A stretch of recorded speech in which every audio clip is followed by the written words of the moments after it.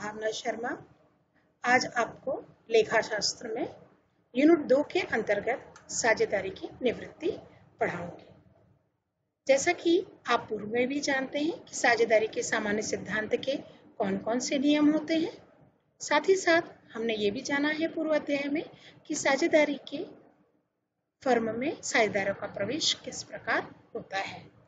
तो जी हाँ विद्यार्थियों, जिस प्रकार साझेदारी फर्म में साझेदार का प्रवेश होता है, उसी प्रकार साझेदार जब फर्म से निवृत्त होना चाहते हैं अर्थात अवकाश लेना चाहते हैं या फर्म से निकलना चाहते हैं, रिटायरमेंट लेना चाहते हैं, तो उन्हें कौन कौन सी विधियों को अपनाना पड़ेगा और एक साझेदार एक फर्म से किस प्रकार अलग हो सकता है और उसके अलग होने के बाद फर्म कैसे फिर से काम करती रहेगी, बचे हुए शेष साझेदार फर्म को कैसे चलाते रहेंगे, आदि सभी नियमों को जानेंगे। उनके अंतर्गत आने वाले सैद्धांतिक और व्यवहारिक व्यवहारों को भी हम जानेंगे। आइए अब हम शुरू करते हैं कि साझेदारी की निवृत्ति से आशय क्या है। अब आगे जानेंगे कि अवकाश प्राप्त साझेदार को देय राशि की गणना कैसे करेंगे। भाई आपने क्या क्या देना है, कैसे कैसे देना है, ये तक तो अभी तक हमने जाना पूर्व के अध्ययन में। अब हम ये जानेंगे कि उनकी देय राशि की गणना किस प्रकार से की जाएगी, उनको कौन कौन सी राशि देना है, कैसे देना है और उसकी गणना कंप्लीट कैसे बताया जाएगा कि हाँ जाने वाले साझेदारों का हिसाब जो है वो इतना होगा, उनकी फर्म में इतनी पूंजी है और जो पूंजी उन्होंने फर्म में अभी तक लगाई है और रखी है उसका हिसाब इस प्रकार से होगा। यहां पर हम एक बिंदु देख रहे हैं, पहला कि पिछले चिट्ठे के अनुसार पूंजी खाते का शेष। जी हाँ, जो उसने पूंजी पिछले चिट्ठे में लगाई थी, जो बची हुई पूंजी है वो दिख रही है, उसके चिट्ठे में रखी हुई है कि भाई एक की पूंजी 10,000 है या 20,000 है। साथ ही साथ संपत्ति अथवा दायित्व के पुनर्मूल्यांकन से होने वाले लाभ का भाग। संपत्ति और पुनर्मूल्यांकन खाता जब हम बनाएंगे, पुनर्मूल्यांकन खाता जब बनाएंगे तो या लाभ होगा या हानि होगी तो उसका भी भाग होगा। उसने फर्म में इतनी दिन मेहनत की है उसका अधिलाभ होगा, जिसे हम ख्याति कहते हैं, उसका भी हिस्सा वो लेके जाएगा। साथ ही साथ यदि उसने चालू खाते बनाए हैं तो चालू खाते में जो जितना उसका जमा शेष है वो भी वो लेकर जाएगा। जैसे कि पूर्व के अध्याय में और पूर्व में अभी हमने जाना था पिछले अध्ययन में कि अविभाजित लाभ क्या होता है और फर्म में क्यों रखा जाता है और उसमें उसका यदि हिस्सा है तो किस प्रकार से निकाला जाता है, ये भी लेके जाएगा। सामान्य संचय और कोई आंतरिक कोष है उसमें यदि हमारे जाने वाले साझेदार का लाभ है तो वो भी लेकर जाएगा। पिछले लाभ हानि विभाजन की तिथि से अवकाश लेने की तिथि तक उसके लाभ का भाग, इसमें हम हानि भी जोड़ सकते हैं, उसके हानि का भाग क्या होगा ये भी जाना जाएगा। पिछले चिट्ठे की तिथि से अवकाश की तिथि तक समझौते के अनुसार यदि वो साझेदार को किसी प्रकार का वेतन पाने का अधिकार था, बोनस पाने का अधिकार था, कमीशन पाने का अधिकार था, तो वो कमीशन, बोनस और वेतन भी प्राप्त करेगा। जी हाँ विद्यार्थियों, निवृत्त तिथि को अर्थात जिस दिन वो अवकाश ग्रहण कर रहा है, जिस दिन वो निवृत्त हो रहा है, उस तिथि को समझौते के अनुसार उसका पूंजी पर ब्याज यदि समझौते में है तो वो कितना होगा वो भी तय करेगा। एक प्रश्न के माध्यम से इसे हम समझ सकते हैं कि अवकाश प्राप्त साझेदार को देय राशि का उत्तरदायित्व किस प्रकार से निर्धारित किया जाएगा। देखिए प्रश्न आप लिखते जाइए, प्रश्न लिखेंगे और इन प्रश्नों की यदि पुनरावृत्ति करेंगे तो ये अध्याय आपके महत्वपूर्ण बिंदुओं को पूर्ण कर लेगा और इसमें जितने भी निर्धारित अंक हैं आप बहुत ही आसानी से उसे प्राप्त कर सकते हैं। प्यारे विद्यार्थियों, इस प्रश्न को लिखिए, मैं एक बार पढ़ती जा रही हूँ, आप लिखते भी जाएं ताकि जब हम इस प्रश्न को हल करें तो प्रश्न आपके सामने हो। प्रश्न है हमारा P, Q और R 4:3:3 के अनुपात में लाभ बांटने वाले साझेदार हैं। लिखते जाइए। P फर्म से अवकाश ग्रहण करता है। पी यानी ये पहला जो साझेदार है वो जा रहा है। निम्न विवरण से पी के अवकाश ग्रहण करने पर उसे देय राशि की गणना कीजिए। इस प्रकार से होगी। तो पी के खाते का पूंजी शेष हमने कितना दिखाया, 1,30,000 रुपए। चूंकि हमने पहले पढ़ा है कि किस प्रकार से गणना की जाएगी, प्रश्न आप लिखते जा रहे हैं, इसलिए प्रश्न के माध्यम से मैं इसे हल करने का तरीका भी आपको प्रश्न पढ़कर ही बता रही हूँ। आगे के स्लाइड में हम उसे हल भी करेंगे, लेकिन आप समझते भी जाएं। यदि इस प्रकार का कोई प्रश्न है कि देय राशि का उत्तरदायित्व किस प्रकार से निर्धारित किया जाएगा, देय राशि की गणना किस प्रकार से की जाएगी, तो जो उसका पूंजी शेष है वो पूरा का पूरा 1,30,000 आप बाहर लिख देंगे। इसमें कोई आपको कैलकुलेशन करने की आवश्यकता नहीं है, किसी भी प्रकार के कोई गणना करने की आवश्यकता नहीं है। लेकिन हाँ, पुस्तकों में दिखाया गया सामान्य संचय 70,000 रुपए का है। अब इस 70,000 रुपए में से केवल पी का भाग आपको निकालना होगा। मतलब 4 धन 3 धन 3, मतलब 4 और 3 7 और 3 10, 4/10, 3/10, 3/10 के अनुपात में वो लाभ वितरित करते हैं। तो 70,000 का 4/10 कितना होगा, ये भी हम आगे निकालेंगे। सामान्य संचय में केवल पी का भाग जाएगा, क्योंकि क्यू और आर तो फर्म को कंटिन्यू रख रहे हैं। चूंकि वो फर्म को कंटिन्यू रख रहे हैं तो उनका लाभ उतना का उतना ही होगा। इसी प्रकार पी के अवकाश ग्रहण करने पर ख्याति का मूल्यांकन 60,000 रुपए दिया गया है। अब फिर ये पूरे पी के अवकाश ग्रहण करने पर ख्याति का मूल्यांकन, तो आपको ये नहीं समझना है कि पी का पूरा भाग 60,000 रुपए है। नहीं भाई, पी का पूरा भाग 60,000 रुपए नहीं है। ये 60,000 रुपए फर्म की कुल ख्याति है, जिसमें हमें पी के ख्याति का मूल्यांकन करना होगा। पी का भाग कितना है, 4/10 है, उसे हमें इस 60,000 में से निकालना होगा। किन्हें देना होगा, पी तो देगा किसे, रिमेनिंग पार्टनर्स को। रिमेनिंग कौन बच रहे हैं, क्यू और आर को, अर्थात अपना लाभ क्यू और आर को देगा। किस अनुपात में देगा, उनके गिनिंग रेशो में देगा। पुनर्मूल्यांकन पर लाभ 20,000 रुपए का लाभ है, तो लाभ की गणना भी 4/10 में ही होगी, पी का ही लाभ आएगा। और पी की निवृत्ति पर संचिति में हानि की रकम 6,000 रुपए है, तो जो कुल उसका लाभ जो आएगा, कुल उसकी जो पूंजी आएगी, उसमें हानि की राशि को हम क्या करेंगे, घटा देंगे।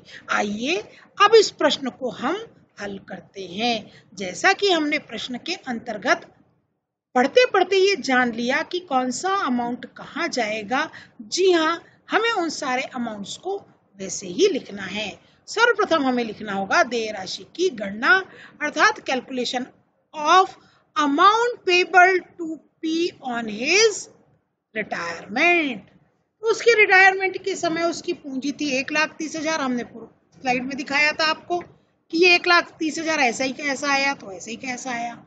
फिर हमने बताया था आपको कि जनरल रिजर्व में से उसका भाग जाएगा तो 2/10, तो उसका भाग कितना है, 2/10 है, तो 2/10 जाएगा। फिर गुडविल की राशि उसकी कितनी है, 4/10, तो उसकी राशि 4/10 में आ गया 24,000 रुपए। अब इन राशियों के साथ साथ रिवॉल्यूशन का प्रॉफिट है, तो वो भी 4/10 जाएगा। और उसने जो लॉस है 6,000 का, वो भी 4/10 निकाला, तो 24,000 रुपए उसके भाग का लॉस आया। इस प्रकार से ये 4/10 है। इस प्रकार से कैपिटल की राशि, जनरल रिजर्व की राशि और गुडविल की राशि, रिवॉल्यूशन अकाउंट के प्रॉफिट की राशि, ये सब हमारे गेनिंग थी, साझेदार की उसने गेन कर लिया।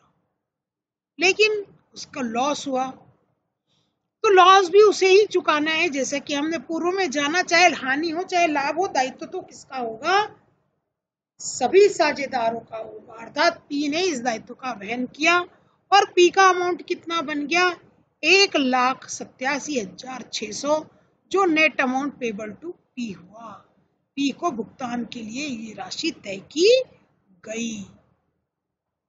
अब ये कहता है कि मान लीजिए भुगतान के समय देय राशि के भुगतान की विधि में व लेखांकन। किस प्रकार से भुगतान करना है ये तो गणना कर लिया आप, लेकिन भुगतान की विधि क्या होगी और किस प्रकार से भुगतान किया जाएगा। अरे भाई मेरे फर्म में पैसा है, पर्याप्त राशि है, मैंने पूरा का पूरा उठाकर क्या कर दिया, भुगतान कर दिया। उसकी जनरल एंट्री बनी, retiring partners capital account debit. पाने वाला जो था वो डेबिट। क्या पाया उसने, कैश पाया या बैंक से चेक प्राप्त किया। Amount of capital paid of, हमने पे कर दिया, उसका खाता खत्म हो गया। लेकिन वहीं यदि पूंजी नहीं है तो शेष साझेदार व्यक्तिगत तौर पर उसे भुगतान करने के लिए पूंजी की व्यवस्था करते हैं और फर्म में लाते हैं पूंजी फर्म में लाएंगे तो एंट्री होगी, क्योंकि पूंजी फर्म में आ रही है, पैसा आ रहा है, कैश अकाउंट डेबिट। क्यों आ रहा है, retiring partners capital account debit to retiring partners capital account, और उन्होंने व्यक्तिगत तौर पर रिटायरिंग पार्टनर्स को पैसा इकट्ठा करके वितरित कर दिया। इसी प्रकार से हम देखेंगे कि निवृत्त साझेदार को भुगतान करने पर, अब निवृत्त साझेदार को हम भुगतान करेंगे तो आएगा retiring partners capital account debit to cash, पैसा है मैंने दे दिया, पेमेंट हो गया। अब ये कहते हैं पैसा नहीं है ना, साझेदार व्यक्तिगत तौर पर ला रहा है, उपरोक्त दोनों कंडीशन कुछ नहीं हो रही, तो आप काहे से पेमेंट करें भाई। तो हमारे कॉमर्स में बिल्स पेबल, बिल के द्वारा पे किया जाता है, विनिमय विपत्र द्वारा पे किया जाता है, देय विपत्र द्वारा पे किया जाता है। तो अवकाश ग्रहण करने वाले साझेदारों को उसकी देय राशि के भुगतान में विपत्र अथवा प्रतिज्ञा पत्र दिया जा सकता है। ऐसी दशा में पाने वाला जो पार्टनर है जो विपत्र प्राप्त करेगा उसकी एंट्री होगी retiring partners capital account debit to retiring नहीं, टू बिल्स पेबल अकाउंट होगा, पेबल नहीं है यहाँ पर, तो बिल्स पेबल होगा, पेबल अकाउंट होगा। अर्थात हम रिटायर होने वाले पार्टनर के लिए एक बिल पे लिया बनाया और acceptance given for amount due करके हमने उसको क्या कर दिया, पेमेंट कर दिया। किससे किया हमने, विपत्र के द्वारा या प्रतिज्ञा पत्र के द्वारा, विनिमय विपत्र द्वारा। नेक्स्ट है देय राशि का किस्तों में भुगतान। भाई केवल हम ये चाहें कि हम जैसा भुगतान करें वैसा ही हो, ऐसा नहीं होता। रिटायरिंग पार्टनर की भी कुछ विल होती है, उसकी भी कुछ इच्छा होती है, वो भी कुछ चाहता है। वो चाहता है कि देय राशियों का भुगतान इससे तो अच्छा है कि जब भी करो तो कैश में कर दो। इसलिए पूंजी खाते को कैश में तो है ही नहीं, हम कहाँ से करें। तो हमने कहा कोई बात नहीं, चलो हम किस्त बना देते हैं और किस्त में हम आपको कैश दे देंगे। कहता है बना दीजिए किस्त। तो फिर हमने एंट्री बनाई पूंजी खाते का शेष को ऋण खाते में पहले हमने क्या किया, ट्रांसफर किया। उसकी एंट्री क्या बनाई, retiring partners capital account debit to retiring partners loan account, क्योंकि हम यहाँ पर क्या कर रहे हैं, उसका लोन अकाउंट खोल रहे हैं, जिसमें एंट्री होगी interest account debit to retiring partners loan account. जितना उसका लोन है उसका इंटरेस्ट भी हमें देना पड़ेगा, जो तो देना पड़ता है वो डेबिट होता है, जहां से दिया जाता है वो क्रेडिट होता है। तो हमने उसे क्रेडिट किया। अब कहता है किस्त व ब्याज की राशि भुगतान करने पर, तो किस्त और ब्याज की राशि जब भुगतान करोगे तो करेंगे हमें retiring partners loan account debit to cash account, क्योंकि हमें कैश तो देना पड़ेगा, जा रहा है पार्टनर तो दे। फिर कहता है कि एक उदाहरण से समझिए इसे, कि एक रजत नाम का व्यक्ति है, वो 31 मार्च 2018 को फर्म से निवृत्त होता है। उस दिन उसके पूंजी खाते का शेष 20,000 रुपए था। यह व्यवस्था की गई कि उसका भुगतान 5,000 रुपए के हिसाब से वार्षिक किस्तों में कर दिया जाएगा। तो ये जो अदत्त राशि थी 5% ब्याज में दी जाएगी लोन की, और पहली किस्त जो है वो 31 मार्च को दी जाएगी और आगामी भुगतान जो है वो 31 मार्च को कर दिया जाएगा। तो फर्म की पुस्तक में लेखा बनाइए, खाता बनाइए। अब रजत का लोन अकाउंट कैसे बनता है, ये रजत का लोन अकाउंट भी हमें ऊपर लेना था यहाँ, और उसके बाद में हमें लेना है कि यहाँ पर डेट की एक लाइन, और यहाँ पर हमें लेना है बैंक ऑब्लिक कैश, कैश मिल रहा है तो कैश, नहीं तो चेक मिल रहा है तो चेक। 6,000 रुपए आ गई। और ये जो कि 31 मार्च को बैलेंस देने के पहले हमें उसे लोन का भुगतान करना पड़ेगा कि लोन कितना था। तो 1 अप्रैल को लोन कितना था, 20,000 रुपए। हमने उसकी किस्त कब दी, 31 मार्च को। कितनी दी, 6,000 रुपए की। 6,000 रुपए की क्यों दी, क्योंकि हमने 1,000 रुपए उसका इंटरेस्ट निकाल लिया। हमने 5,000 रुपए की किस्त बनवाई थी। 5,000 प्लस 1,000, 6,000 से राशि क्या हो गई, बढ़ गई। 5,000 की जगह 6,000 रुपये जुड़ गया, क्योंकि कैश उसका भुगतान की राशि प्लस इंटरेस्ट हो गया। इसी प्रकार से इसका बैलेंस कितना निकला, 15,000 निकला। हम बैलेंस को बीडी कर लिया और बीडी 15,000 देखिए हमारा यहाँ आ गया। अब इस 15,000 में फिर हमने 5% निकाला, तो 10% कितना हो गया, 1,500, और 1,500 का 10% का आधा कितना हो गया, 750।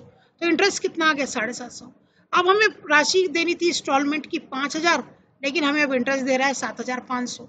तो हमने 7,500 इंटरेस्ट भी यहाँ पर दिया। तो 5,000 प्लस 7,500 इंटरेस्ट होके बन गया। और बैलेंस यहाँ पर हमने निकाला 10,000। कैसे निकाला, क्योंकि ये हो गया 15,000, ये हो गया 7,500, दोनों को टोटल किया 15,750। 15,750 में से 5,750 हमने घटाए, तो उत्तर आया 10,000। अब इसे हम आगे लेंगे अगली स्लाइड में, कंफ्यूज नहीं होना है। चूंकि स्लाइड में ये पूरा क्वेश्चन नहीं आ रहा है, इसलिए हम इसको आगे ले जा रहे हैं। हमने मार्च 19 का बनाया, अब ये मार्च 20 का बना रहे हैं। अब 21 और 22 का भी हम इसी तरीके से बनाएंगे। तो ये हो गया आपका bank account, cash account, balance.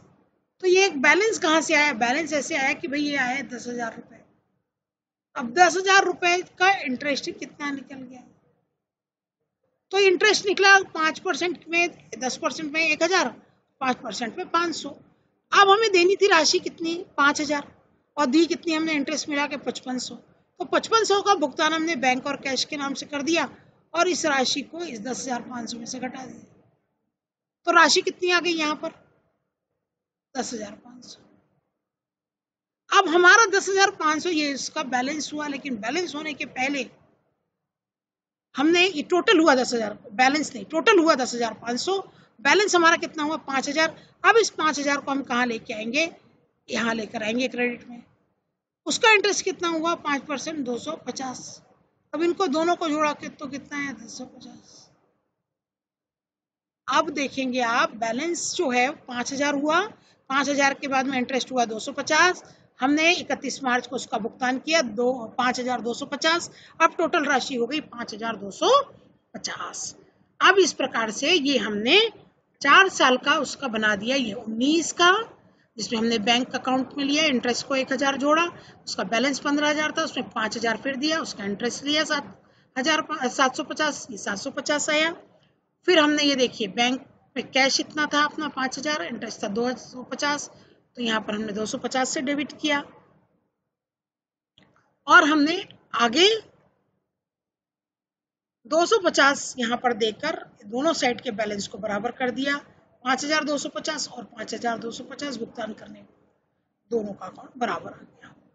अब ये कहते हैं कि आपने सब कुछ तो बता दिया, कैसे करेंगे, जाने वाले साझेदार का भुगतान कैसे होगा, उसका वित्तीय विवरण कैसे बनेगा, उसका स्थिति विवरण कैसे बनेगा, लेकिन आप ये तो बताइए कि जाने वाले साझेदार का तो सब कुछ बता दिया, जो अचानक मर गया, जिसका कुछ भी नहीं था, वो कैसे करें, उसका काम कैसे करेंगे, मृत साझेदार का।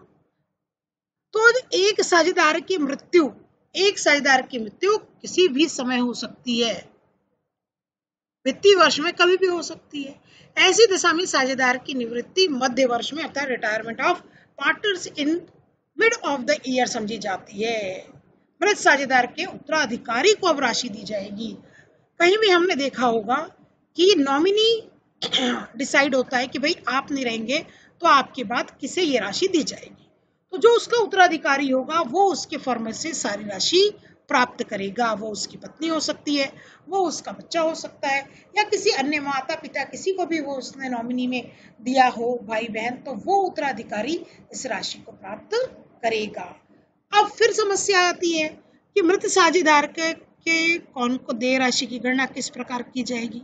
अरे भाई, कंफ्यूज होने की कोई बात ही नहीं है। चाहे साझेदार फर्म से स्वयं से निवृत्त होगा तो भी उसने फर्म में जितनी राशि जोड़ रखी है वही लेके जाएगा, और यदि साझेदार मृत होता है तो भी उतनी ही साझेदारी जोड़ी जाएगी, उतनी ही पूंजी जोड़ी जाएगी, उतना ही उसका हिस्सा जोड़ा जाएगा जितना उसने फर्म में लगाया है। अब समस्या ये आती है उसने कौन कौन सी चीज लगाई है। अरे भाई उसने सबसे पहले पूंजी लगाई, फिर उसने अपने भाग की ख्याति अधिलाभ की राशि लगाई, फिर उसके हर हिस्से की ख्याति की राशि हमें निकालनी होगी। जिस समय उसकी मृत्यु हुई उस समय उसके पूंजी का ब्याज जितना होगा मिड सेशन हो तो आखिरी में कर लो। तो ये उसके मृत साझेदार की पूंजी हमें बतानी पड़ेगी, उसे हटाना पड़ेगा। और उसके बाद में पिछले चिट्ठे के दिनों में पूंजी पर ब्याज, वेतन, कमीशन जो भी हमारे समझौते थे, यदि हमें उन्हें देने का प्रावधान है तो हम उन्हें सारा कुछ देंगे। पूर्व में नहीं दिए तो अभी पूरा हिसाब करेंगे और कंप्लीट वर्ष का हम उसे देंगे। उसके साथ ही साथ अब आता है कि संपत्ति और दायित्वों का पुनर्मूल्यांकन। लाभ यहाँ पर ऑब्लिक करके हानि भी आना चाहिए, क्योंकि या तो पुनर्मूल्यांकन खाते में लाभ होता है या हानि होती है। लाभ होगा तो उसका भी भागीदार होगा वो, और हानि होगी तो उसका भी भागीदार होगा। लाभ होने की दशा में साझेदार के पूंजी खातों में लाभ की राशि दिखाई जाती है एवं हानि होने पर डेबिट में दिखाई जाती है और लाभ होने में क्रेडिट में दिखाई जाती है। उसी प्रकार चालू खाते का जमा शेष, अविभाजित लाभ और सामान्य संचिति का ट्रीटमेंट। पिछले चिट्ठे की तिथि से मृत्यु तक के व्यापार के लाभ का भाग कितना होगा। संयुक्त जीवन बीमा पॉलिसी ली होने पर बीमा निगम से प्राप्त राशि के अनुसार भी राशि निर्धारित की जाएगी। इस प्रकार मुख्यतः यही राशियां होंगी जो राशियां उनके अकाउंट से निकाली जाएंगी, खातों के लिए निकाली जाएंगी। अब ये तो हुआ कि कौन कौन सी डेबिट हो रही, क्रेडिट हो रही हैं, पूंजी खाते के क्रेडिट साइड में आ रही है। तो डेबिट में क्या है, अरे दायित्व भी होते हैं किसी फर्म के, वो सारे दायित्व कहाँ आ जाएंगे, क्रेडिट में आ जाएंगे। कैसे आएंगे कि मृत साझेदार के आहरण की राशि कितनी है, उसके चालू खाते का डेबिट शेष कितना है, उसके ब्याज की राशि कितनी है, और मूल्यांकन पर होने वाले लाभ और हानि का भाग कितना है, ये तो हमने पूर्व में ही पढ़ लिया है। फिर मृत्यु की तिथि तक के व्यापार की हानि का लाभ कितना होगा, हानि का भाग, लाभ नहीं, हानि का भाग कितना होगा ये भी जान लिया है। अर्थात जो ये जो स्लाइड पढ़ रहे थे ये पूंजी खाते के डेबिट पक्ष की के अमाउंट थे, कि मृत साझेदार की क्रेडिट पक्ष के, मृत साझेदार के उत्तराधिकारी के देय राशि का क्रेडिट पक्ष था ये, कि उसकी पूंजी जो होगी वो निकालेंगी, ख्याति जो होगी वो निकालेंगी।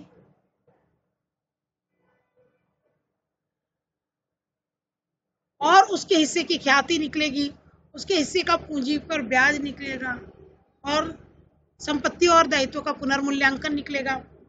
इस प्रकार ये सारी राशियां क्या होंगी, डेबिट होंगी। और क्रेडिट में क्या आएगा, उसके आहरण की राशि, चालू खाते का नाम शेष है ना, और आहरण पर ब्याज जो होगा वो आएगा। आहरण क्रेडिट में आएगा लेकिन ये डेबिट में जाएगा। पुनर्मूल्यांकन से होने वाली हानियां डेबिट में जाएंगी और मृत्यु तिथि तक यदि हानि का भाग है तो वो हानि का भाग भी उसके अंतर्गत जाएगा। भुगतान कैसे करेंगे भाई, संपूर्ण राशि पैसा है तो हम एक साथ कर देंगे, नहीं है तो रुके रहेंगे। वैसे ही प्रश्न के अंतर्गत आता है, देखिए कि साझेदार की मृत्यु कैसे हो रही है और उसमें क्या करना है।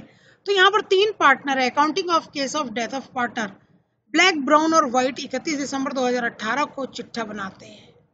उस चिट्ठे में क्या करते हैं, 31 मार्च को व्हाइट का जो है देहावसान हो जाता है, मर जाता है, उसकी मृत्यु हो जाती है।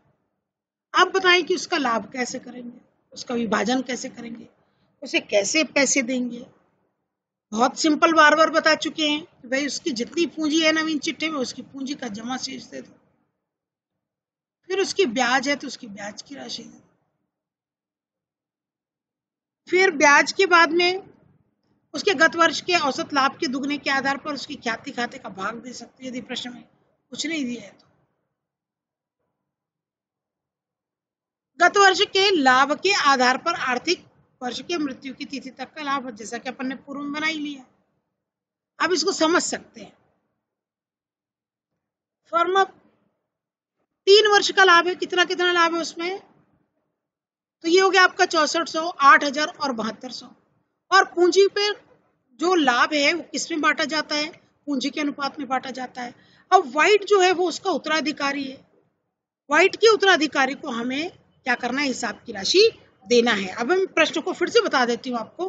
प्रश्न देखिए, यहाँ पर ब्लैक, ब्राउन और व्हाइट है। व्हाइट क्या हो रहा है? मृत्यु हो रही है उसकी। उसकी मृत्यु के आधार पर हमने क्या किया? उसके हिसाब की राशि की गणना करी। अब हिसाब की राशि की गणना कैसे करी? तो हम ये देखेंगे कि हिसाब की राशि गणना करने के लिए मृत साझेदार का जमा शेष कितना है वो जाना। तो व्हाइट का लाभ कितना हुआ है? 5000 हो गया, तो 5000 उसका ले लिया। अब ये कहता है कि इसका सामान्य संचय है, तो ये संचय की राशि भी बटेगी। हम इसकी कैलकुलेशन में चाहे तो जल्दी समझ में आएगा। सबसे पहले हमने उसकी पूंजी की राशि ली, फिर उसके 3 माह तक था उसका, तो उसको 3 माह के अंतर्गत उसके ब्याज की राशि भी हमने दी। कैसे दी? 6% के अंतर्गत दी। लोन की राशि 5000 रुपए थी, 6 यानी 6/100। 5000 के नीचे ये 1 आना चाहिए था यहाँ, और ये 6% है इसलिए 6 के नीचे ये 100 आना था, और ये 3 के नीचे ये 12 आना था क्योंकि 3 मंथ है। इसको हमने देखा तो 75 रुपीज उसकी क्या हो रही? ब्याज की राशि आ रही है 6% की दर से 3 महीने की। अब उसकी ख्याति का भाग कितना है? तो भाई ख्याति तीनों की औसत निकाला हमने। औसत निकाल कर हमने देखा तो औसत कितना आ गया उसका? 3600 आ गया। अब 3600 को हमने क्या किया?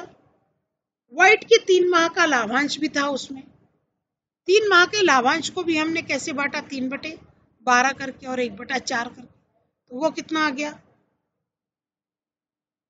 वो कितना आ गया आपका? 450 आ गया। इस प्रकार व्हाइट की राशि हम देखेंगे, बैलेंस की 5000 उसकी पूंजी से आए हैं, ये वाली पूंजी से। फिर उसकी जनरल रिजर्व की राशि जो थी ये 800 रुपए जो आए वो उसके किस अनुपात में? पूंजी के अनुपात में बांट रहे हैं, तो ये 10, 5, 5 अर्थात 5 से काटेंगे तो ये 1, 1, 2 अर्थात 2:1:1 के अनुपात में इनका पूंजी का अनुपात आता है। इस अनुपात में हमने इस जनरल रिजर्व को बांटा, अर्थात इसका 1/4 लिया, तो इसका कितना आया? 800 रुपए ये जनरल रिजर्व की राशि आई। हमने इंटरेस्ट ऑन ये लिया, ये 75 रुपए इसका 3 महीने का ब्याज आया। उसी तरीके से हमने ख्याति का भाग लिया, ये ख्याति का भाग 3600 रुपए आपके, ये 3600 रुपए को हमने बांटा ब्लैक और ब्राउन को उनके गेनिंग रेशो में, और प्रॉफिट एंड लॉस का उसका शेयर निकाला, तो ये आया 1/4 का कितना आया? 450। इन सबका टोटल कितना आया? 9925 रुपए, और ये 9925 रुपए हमने उसके एग्जीक्यूटर को दे दिया, व्हाइट के उत्तराधिकारी को। ये पेमेंट हमने यहाँ कर दिया। तो विद्यार्थियों, हम बार बार इस चीज को जान रहे हैं कि देय राशि की गणना करना बहुत आसान है। इसमें उसकी पूंजी की राशि दे देंगे, उसके जनरल रिजर्व का भाग दे देंगे, यदि लोन है तो उसके इंटरेस्ट की राशि दे देंगे, और उसकी ख्याति की राशि को रिमेनिंग पार्टनर को चूंकि हम देते हैं क्योंकि वो फर्म में रहते हैं, वो उसके लाभ को लेते हैं, तो हम बचे हुए साझेदार को दे देते हैं जो कि ब्लैक और ब्राउन है। हमारी 4000 की राशि उनके हिसाब से बढ़ गई, और उनका प्रॉफिट एंड लॉस का जो रेशो आया वो भी हमने यहाँ पर लिख लिया। इस प्रकार किसी भी साझेदार का जो है वो हिसाब किया देय राशि की गणना की जा सकती है। विद्यार्थियों, बहुत बहुत सरल है, बहुत आसानी से, बहुत धीमे धीमे मैंने आपको एक एक बिंदु को स्पष्ट करते हुए हर एक बात समझाई है। मैं उम्मीद करती हूँ कि आप लिखते गए होंगे, और लिखने के साथ साथ आप इस चीज को समझते भी गए होंगे। अब हम थोड़ा सा पुनरावृत्ति भी करेंगे कि हमने क्या क्या जाना और किन किन बातों को यहाँ पर आज सीखा। ये गणना मैंने पूर्व में ही समझा दी थी आपको। अब हम पुनरावृत्ति के बिंदुओं पर आएंगे। तो पुनरावृत्ति में हम ये देखेंगे कि हम साझेदार अपना हिसाब किस प्रकार से रखते हैं जाना। सब चीज जानी, जैसे कि स्लाइड में हमने अभी बताया था आपको कि उसका पूंजी कितनी होगी, उसका जनरल रिजर्व कितना है, यदि उसने लोन की राशि दी है तो कितना होगा, यदि उसकी ख्याति है तो ख्याति की राशि रिमेनिंग पार्टनर्स में कैसी बांटी जाएगी, उसके गेनिंग रेशो में बांटी जाएगी, उसके प्रॉफिट एंड लॉस का जो रेशो है वो भी आएगा, और ये सारी चीजें आकर उसकी लाभ की राशि तय होगी। फर्म में उसकी जो देने की राशि है वो तय होगी, हिसाब की राशि। हमने ख्याति के उपचार के बारे में भी जाना कि ख्याति का उपचार किस प्रकार होगा। हमने ये जाना कि ख्याति का उपचार इस प्रकार होगा, यदि फर्म में ख्याति खाता है ही नहीं, खोला ही नहीं गया है, तो ख्याति किस तरीके से बताई जाएगी। और यदि ख्याति है तो उसको किस प्रकार से बताया जाएगा। देय राशि का अर्थ होता है यहाँ पर उसकी पूंजी और सारी राशियों को मिलाकर, उसके फंड और कोष को मिलाकर कितनी होगी। और मृत्यु के उपरांत अभी हमने उत्तराधिकारी को देय राशि का एक न्यूमेरिकल सवाल करके देखा, जाना कैसे होगा। साथ ही साथ साझेदारी की मृत्यु के उपरांत भुगतान कैसे किया जाए, एक मुश्त किया जाए, साझेदार अपने व्यक्तिगत तौर पर दे रहे हैं या उसे किश्तों में भुगतान दे रहे हैं, इत्यादि बातों पर भी प्रश्न हमने हल किया। सारे सैद्धांतिक प्रश्न आप लिख चुके होंगे और उनके आधार पर अब हम अपने गृह कार्य की ओर चलते हैं। इस कोरोना जैसी महामारी में हम अपने अमूल्य समय को व्यर्थ न करें विद्यार्थियों। हम दिए गए गृह कार्य को पूरी गंभीरता से लेकर पूर्ण करें, जिससे कि हम इस कोरोना की महामारी से जीते और अपने आप को विजयी बनाएं और अपने अध्ययन और अध्यापन का कार्य सुचारू रूप से आरंभ भी रखें। आइए गृह कार्य को भी ध्यान से लिखिए और पूर्ण कीजिए। गृह कार्य का पहला प्रश्न है, एक साझेदार फर्म के निवृत्त होने वाले कौन कौन से कारण होते हैं, जो कि हमने पूर्व में पहले अध्ययन किया। फिर हमने ये जाना निवृत्त साझेदार को देय राशि के भुगतान की पद्धति कौन कौन सी होगी। संपूर्ण राशि एक साथ दी जाएगी, किश्तों में भुगतान किया जाएगा, वार्षिक पद्धति से किया जाएगा, या फिर हम किश्त बनाएंगे, इत्यादि बातों को। फिर देय राशि ज्ञात करने की विधि कौन कौन सी होगी। देय राशि ज्ञात करने की विधि में ख्याति को किस प्रकार लेंगे, ख्याति खाता खोला है नहीं खोला है, उसकी पूंजी कितनी है, पूंजी पर ब्याज दिया जा रहा है नहीं दिया जा रहा है, वेतन, आहरण इत्यादि समस्त बातों को ध्यान देकर हम देय राशि को ज्ञात करेंगे। और हमारा अगला और महत्वपूर्ण प्रश्न है, जितनी बातें आज हमने इस अध्याय में जो पढ़ी, जो सैद्धांतिक प्रश्नों की हैं, उनकी पुनरावृत्ति कीजिए। जितने हमने न्यूमेरिकल्स बनाए हैं उनकी भी पुनरावृत्ति आपको करना है।